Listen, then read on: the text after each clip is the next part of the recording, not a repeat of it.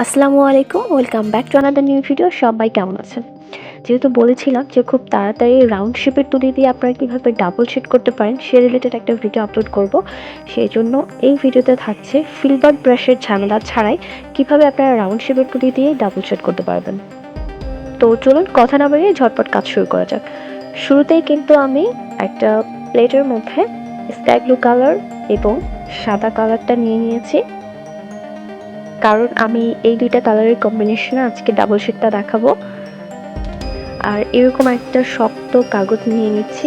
এটা মূলত আমি নিয়ে নিয়েছি ক্যালেন্ডারের একদম শেষের দিকে এইরকম একটা পেজ থাকে একটু শক্ত টাইপের, এরকম একটা পেপার নিচ্ছি যে আমার ভেতরের দিকে এটাকে দিয়ে দিয়েছি যাতে উপরের দিকে রং করলে নিচের পার্টে যাতে রংটা লেগে না যায়।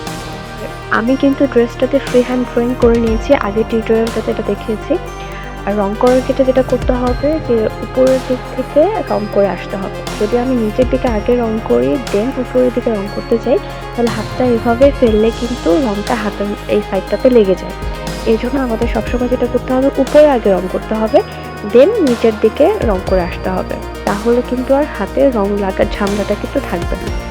আর আজকে যে তুলিটা দিয়ে কাজ করব সেটা একটু দেখে নিই। এটা হচ্ছে রাউন্ড শেপের 6 নাম্বার তুলি। এটা দিয়ে আমি কাজ শুরু করছি।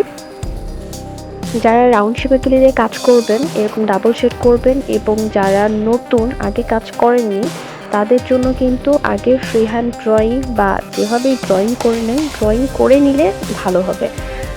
কারণ হচ্ছে যে আমি কিন্তু এখানে ডাবল শেড যেহেতু করবো, এক পাশে একটা কালার শুরুতে কিন্তু করে নিচ্ছি, মানে একটা পাপড়ির অর্ধেক করে ভাগ করে নিয়েছি এবং সেই অর্ধেক ভাগে আগে একটা করে কালার লাগিয়ে দিচ্ছি। তারপর অপর যে অর্ধেক পার্টটা ছিল সেখানে কিন্তু আমি আরেকটা কালার লাগিয়ে দিচ্ছি। আর এটা যদি রাউন্ড শেপ তুলি না দিয়ে যদি আপনি সিলভার ব্রাশ দিয়ে করতেন তাহলে কিন্তু এভাবে দুইবার করে রং করতে হতো না। আপনি হচ্ছে একবারে একটা তুলির দুই সাইডে দুইটা কালার লাগিয়ে আমার একটা আগের যে একটা ড্রেসের টিউটোরিয়াল আছে সেটা যদি দেখেন তাহলে সেখানে দেখলে বুঝতে পারবেন যে সিলভার ব্রাশ দিয়ে একবারে করলেই কিন্তু কাজটা মানে পাপড়িটা একেবারে হয়ে যায়, কিন্তু রাউন্ড শেপ তুলি দিয়ে করলে আপনাকে দুবারে এভাবে কালারটা লাগাতে হবে, মানে কাজটা খুব সুন্দর হবে কিন্তু সময়টা একটু বেশি লাগবে রাউন্ড শেপ তুলি দিয়ে কাজটা করলে। আর এখন দুইটা কালার যেই জায়গাটাতে মিক্সড হয়েছে দেখলে কিন্তু মানে পাপড়ির মাঝের দিকটা কিন্তু দেখলে মনে হচ্ছে যে দুইটা ডিফারেন্ট কালার, যাতে এইরকম মনে না হয় মাঝের জায়গাটা যাতে একটু ফেড হয়ে যায়, মনে হয় যে দুইটা কালার এসে একটা জায়গায় মিশে গেছে। সেই জন্য কিন্তু মাঝের দিকটাতে আপনি এটা ফ্ল্যাট ব্রাশ দিয়েও করতে পারেন বা রাউন্ড শেপের তুলি দিয়েও করতে পারেন। জাস্ট মাঝখানের দিকে একটু তুলি দিয়ে হালকা হাতে প্রেস করতে হবে যাতে জাস্ট মাঝের যে পাপড়ির যে মাঝের অংশটা আছে সেটা একটু ফেড হয়ে যায়, বোঝা যায় না যে আসলে এখানে দুইটা ডিফারেন্ট কালার, মনে হবে যে একটা কালার এসে আরেকটা কালারের সাথে জাস্ট মিশে গেছে। পাপড়ির অর্ধেকটা কিন্তু এভাবে এক কালার করার পর অবশ্যই তুলিটাকে একটু ধুয়ে নিতে হবে, ধুয়ে টিস্যু দিয়ে বা কাপড় দিয়ে মুছে নিতে হবে।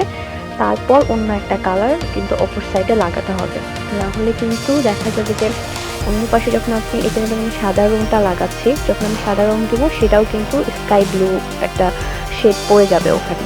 এই জন্য তুলিটাকে ধুয়ে নিলে আর এই ধরনের কোনো সমস্যা হবে না। আর সেম প্রসেসেই কিন্তু আমি সবগুলো পাপড়িকেই কমপ্লিট করে নিব, এক পাশে স্কাই ব্লু আর এক পাশে সাদা কালার দিয়ে। আর এখানে যে আমি পাতার কাজটা করেছি সেটা কিন্তু আমি টিউটোরিয়াল শেষে আপনারা দেখতে পারবেন যে ওই কাজটা আমি দেখাইনি, কারণ ওখানে আমি একটাই কালার ব্যবহার করেছি। আর রাউন্ড শেপের তুলি দিয়ে একটা কালার ইউজ করে কীভাবে কাজ করতে হয় সেটা তো আপনারা সবাই জানেন, সেই জন্য আমি আর দেখাইনি। আর এখানে কিন্তু আমি মাঝের অংশটাকে একটু ফেড করার জন্য ফ্ল্যাট ব্রাশ ব্যবহার করছি। যেহেতু শুরুতে বলেছিলাম যে রাউন্ড শেপ তুলি দিয়েই কাজ করব, কিন্তু এখানে ফ্ল্যাট ব্রাশ ইউজ করছি, সেখানে ভয়ের কোনো কিছু নাই, কারণ এরপরে আমি এটাকে রাউন্ড শেপ তুলি দিয়েই এটাকে ফেড করে দেখাবো যে আপনি রাউন্ড শেপ তুলি দিয়েও খুব সুন্দর করে কিন্তু পাপড়িটাকে করতে পারবেন। জাস্ট মাঝের দিকের অংশটাতে এভাবে একটু জাস্ট তুলি দিয়ে মুছে দিতে হবে, দিলেই মনে হবে যে না একটা কালার এসে আরেকটা কালারের সাথে মিশে গেছে। এটা যে দুইটা ডিফারেন্ট, যে মাঝখানে যে দুইটা ডিফারেন্ট পার্ট মনে হবে সেটা কিন্তু মনে হবে না, খুব সুন্দর একটা শেড তৈরি হবে। তো এইভাবে করেই কিন্তু পুরো কাজটা কমপ্লিট করতে হবে। তো এরপর আমি ফাইনাল লুকটা দেখিয়ে দেবো, আশা করি আপনাদের ভালো লাগবে। তো যদি ভালো লাগে তাহলে কুল মেকআপ টিমকে সাবস্ক্রাইব করতে একদমই ভুলে যাবেন না। আর আমাদের ভিডিওটাকে লাইক, কমেন্ট এবং শেয়ার করতে একদম ভুলবেন না। সবাই অনেক, অনেক ভালো থাকবেন, সুস্থ থাকবেন। আমার জন্য একটু দোয়া করবেন কারণ আমি একটু অসুস্থ। তো আল্লাহ হাফেজ।